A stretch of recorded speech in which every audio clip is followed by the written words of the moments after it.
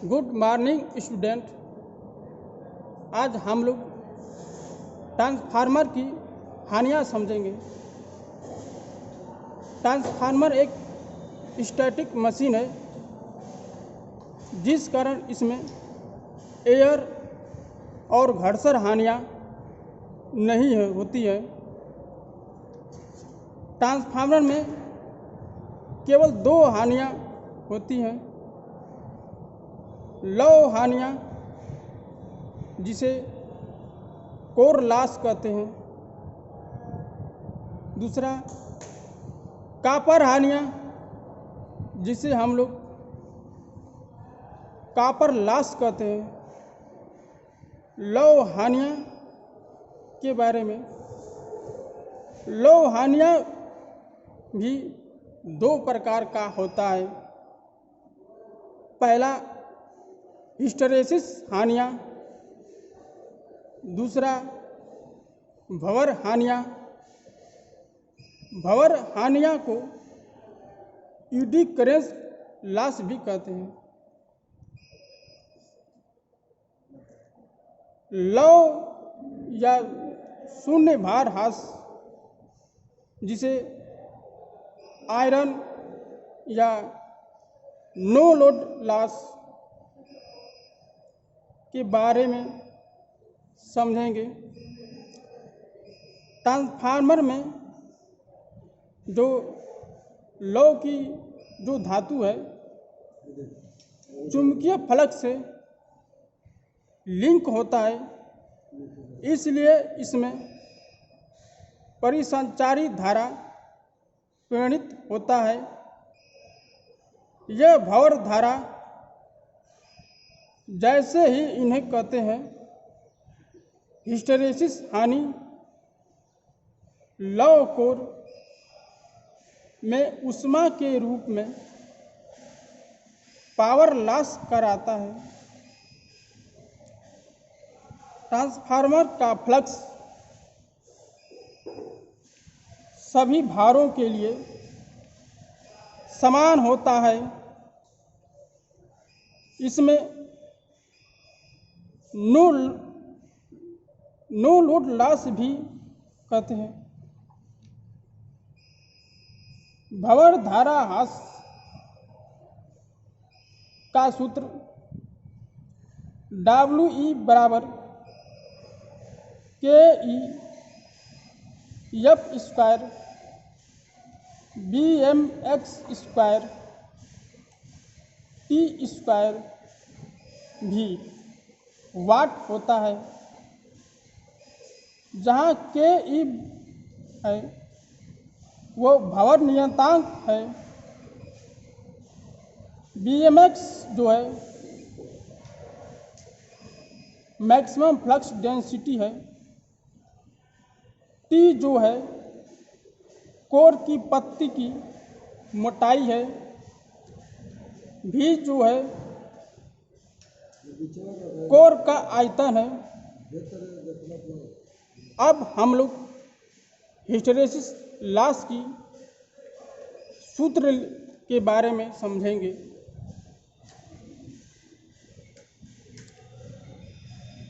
Hysteresis loss का सूत्र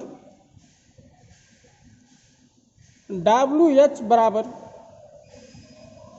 KH BM के घाते 1.6 इंटू F इंटू V वाट होता है, जहाँ KH बराबर हिस्टैरिसीस कांस्टेंट, BM बराबर अधिकतम फ्लक्स घनत्व है, F बराबर सप्लाई आवृत्ति है, V बराबर लौ कोर का आयतन है। चूँकि हम ट्रांसफार्मर में सिलिकॉन यूज करते हैं, इसलिए VM के पावर 1.6 लिखा हुआ है। अगर ट्रांसफार्मर में कोई और पदार्थ मिला होता सिलिकॉन की जगह, तो के का मान कुछ और होता। इसलिए के बराबर 1.6 से लेकर 2.5 तक होता है। अब हम लोग ताम्र हानि या कॉपर लॉस या लो लॉस के बारे में समझेंगे। यह लॉस मुख्य रूप से ट्रांसफार्मर के प्रतिरोध होने के कारण होता है। प्राइमरी साइड तथा सेकेंडरी साइड के वाइंडिंग के प्रतिरोध के द्वारा लोड करंट आई, जो I² लॉस कराता है, जो कॉपर तार के गर्म करता है, जिससे हमारा वोल्टेज ड्रॉप होता है। इस हानि को ताम्र हानि या कॉपर हानि या कॉपर लॉस कहते हैं।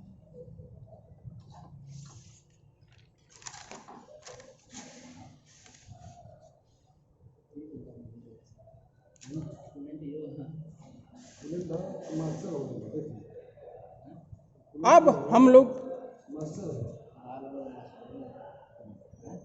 ट्रांसफार्मर का परीक्षण के बारे में समझेंगे।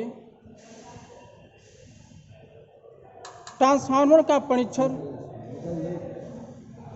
दो तरह से होता है। एक खुला परिपथ का परीक्षण, एक शॉर्ट सर्किट का परीक्षण। सबसे पहले हम लोग खुला परिपथ का परीक्षण के बारे में समझेंगे। इस खुला परिपथ के परीक्षण में केवल कोर लॉस ज्ञात किया जाता है। कोर लॉस बराबर iron loss plus eddy current loss. इस लौ या क्रोड परीक्षण में निर्धारित वोल्टता अर्थात रेटेड वोल्टेज दिया जाता है तथा निर्धारित आवृत्ति भी दिया जाता है। कोर लॉस को प्राप्त करने के लिए ट्रांसफार्मर के हाई वोल्टेज वाला टर्मिनल को खुला रखते हैं तथा लो वोल्टेज वाले टर्मिनल में सप्लाई दिया जाता है, जैसा कि चित्र में दिखाया गया है। ये हाई वोल्टेज जो है ये ओपन है, ये लो वोल्टेज जो है रेटेड वोल्टेज से दिया गया है। ये जो दिख रहा है आपको चारों तरफ से घिरा हुआ, ये वाट मीटर है जो रीडिंग बताएगा। ये जो एक दिख रहा है ये एम्पियर है। ये जो भी दिख रहा है यहाँ पर वोल्ट मीटर लगाया गया है।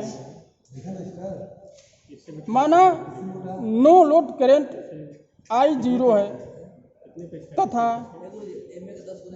रेटेड वोल्टेज भी तथा वाट मीटर का रीडिंग W है, तो W बराबर V into I0 cos phi. Cos phi जो है पावर फैक्टर है, जिसे शक्ति गुणांक कहते हैं। तो पावर फैक्टर बराबर W अपान V इंटू आई जीरो। दोनों एक तरफ खोलदार एक तरफ प्लेन। अब हम लोग एक तो हमारे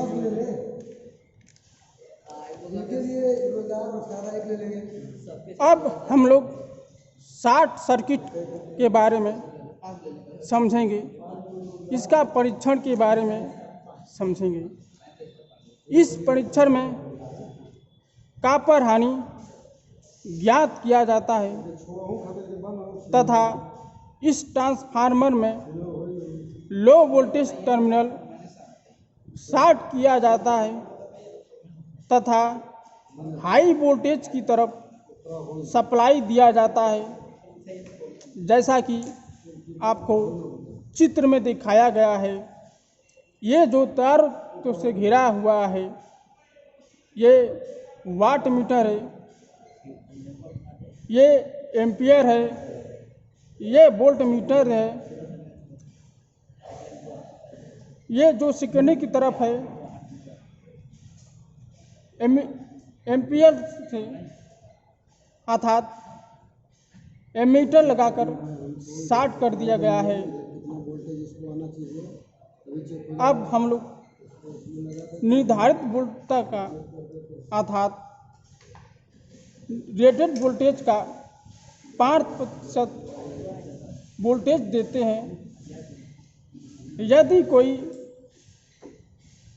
300/240 वोल्ट का ट्रांसफार्मर है, हाई वोल्टेज अर्थात 3300 वोल्ट का 5% ज़्यादा होगा 240 वोल्ट के उपेक्षा। इसलिए हम लोग हाई वोल्टेज की तरफ सप्लाई देकर सरलतापूर्वक एक्यूरेट वैल्यू प्राप्त कर लेते हैं। माना प्राइमरी वाइंडिंग का प्रतिरोध R1 है, प्राइमरी वाइंडिंग का करंट I1 है, सप्लाई वोल्टेज VSC, SC का मतलब शॉर्ट सर्किट वोल्टेज दिया गया है अर्थात 5% वोल्टेज कम करके दिया गया है। तो वाट मीटर का रीडिंग WSC जो है, तो WSC बराबर I1 VSC cos फाई। तो cos फाई जो पावर फैक्टर है, जिसे शक्ति गुणांक कहते हैं।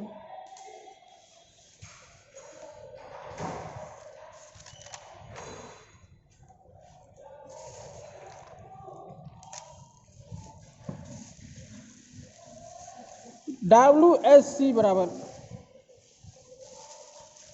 I1 square R1।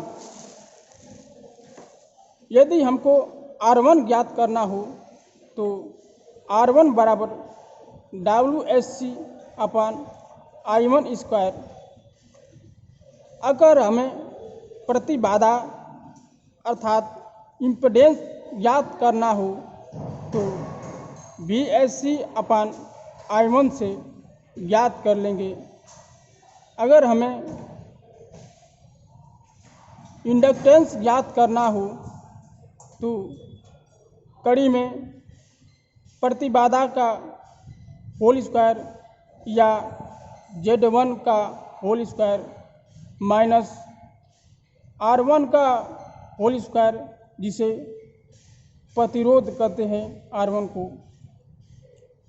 X1 जो है वाइंडिंग का प्राइमरी साइड में प्रतिघात है।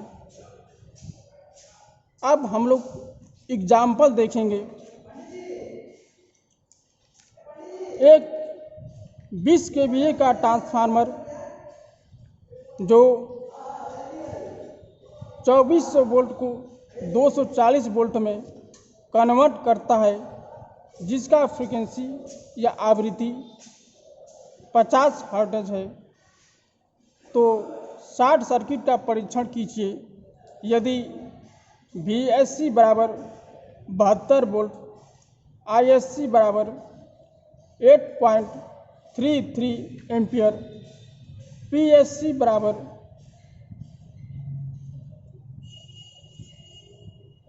268 वाट। तो प्रतिरोध, प्रतिबाधा तथा इंडक्टेंस ज्ञात कीजिए। चूँकि हम सूत्र जानते हैं कि R बराबर PSC upon I square SC बराबर 268 अपान 8.33 का होल स्क्वायर, जिसे भाग देने पर 3.86 ओम आता है। अगर हमें प्रतिबाधा ज्ञात करना हो तो सूत्र BSC अपान ISC बराबर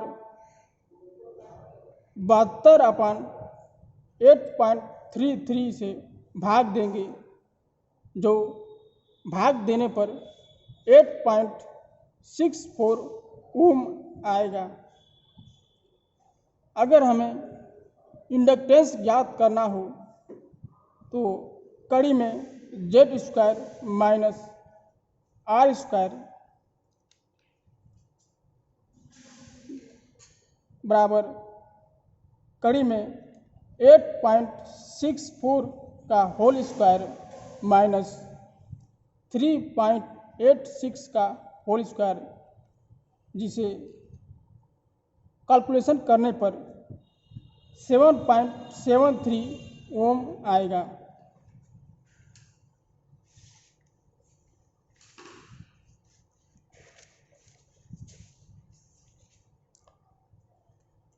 अब हम लोग ट्रांसफार्मर की दक्षता के बारे में समझेंगे। दक्षता को इफिशिएंसी भी कहते हैं। समान रूप से इलेक्ट्रिकल डिवाइस में दक्षता का सूत्र निर्गम शक्ति अपान निवेश शक्ति, या इंग्लिश में कहें आउटपुट पावर अपान इनपुट पावर, या आउटपुट पावर अपान आउटपुट पावर प्लस लॉस। अगर हम इसमें 100 से गुणा कर दें तो दक्षता प्रतिशत में आ जाएगा। इस दक्षता को नीटा से प्रदर्शित करते हैं। ट्रांसफार्मर की दक्षता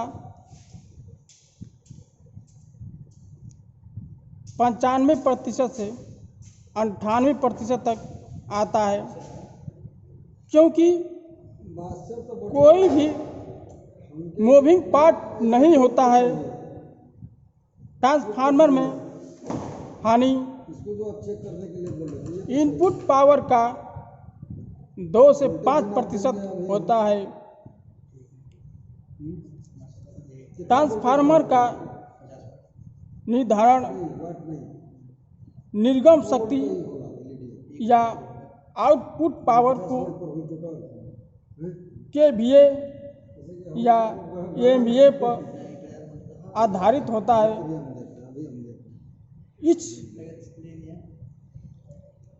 इस दक्षता का सूत्र अर्थात इफिशिएंसी का फार्मूला KVA गुणे पावर फैक्टर अपान KVA गुणे power factor plus copper loss plus core loss transformer की दक्षता अर्थात ट्रांसफार्मर की इफिशिएंसी सबसे अधिक तब होगा जब ताम्र हानि और लौह हानि दोनों समान होंगे।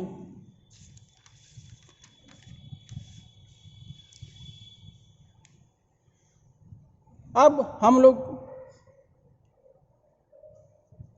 इफिशिएंसी को एग्जाम्पल के तौर पर समझेंगे। एक ट्रांसफार्मर का निर्धारण 10 kVA 2200/220 वोल्ट में चेंज करता होगा, जिसकी फ्रीक्वेंसी या आवृत्ति 50 हर्ट्ज है। लौह हानि या कोर हानि 168 वाट है। ताप हानि या कॉपर हानि 340 वाट है, जिसका पावर फैक्टर 0.80 है। तो इसकी इफिशिएंसी का सूत्र केवीए गुणे पावर फैक्टर अपान केवीए गुणे पावर फैक्टर प्लस लौह हानि प्लस ताबा हानि गुणे 100 10 गुणे 10 की घाते 3 गुणे 0.80 अपान 10 गुणे 10 की घाते 3 गुणे 0.80 प्लस 340 प्लस 168 बराबर 8000 अपान 8000 प्लस 508 बराबर 8000 अपान 8508 से भाग देने पर